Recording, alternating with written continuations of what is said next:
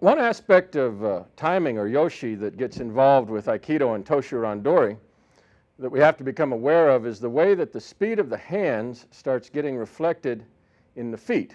If Cameron and I are just moving casually and doing gentle, nice, light, easy Toshu Randori, no big thing, we're just making contact and making control positions and control positions.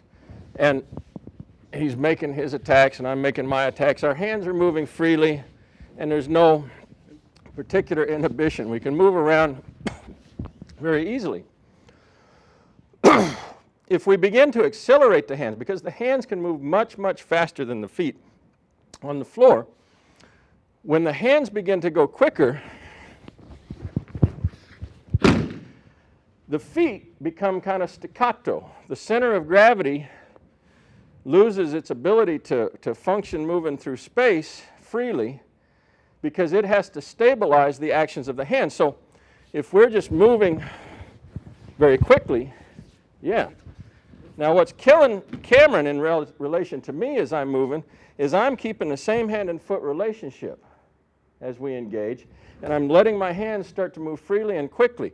Now if he does the same, he can probably, yeah. And we look kind of like we're doing a slapping fight on each other. Looks a little silly, but the real game that happens when this gets going, so we'll go slow and start moving faster, happens when the feet change.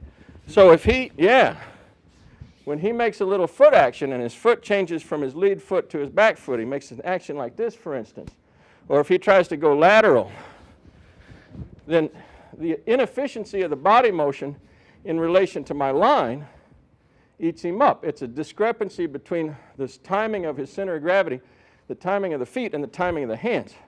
So when you find yourself getting into very fast hand action, pop, pop, pop, pop, pop, pop, pop, pop, pop, pop, pop, pop, pop, pop, pop, pop, pop, pop, like this, you can't afford to get off what feels like you're on a tightrope, or it feels like you're basically in a fencing lane. You're two guys with foils and you're ching, ching, ching, ching, ching, ching, ching, and you have this very tight linear condition develop.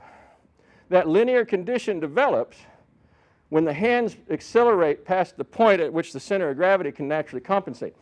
To have free, complete movement, you have a basic speed limit that, I don't know, operates around 3 feet per second, where you can still move naturally, your hands can move fluidly, and you don't have to become confined and inhibited in terms of what's going on. When the hands accelerate, the feet slow down, everything gets staccato, everything starts lining up like you're standing on a plank.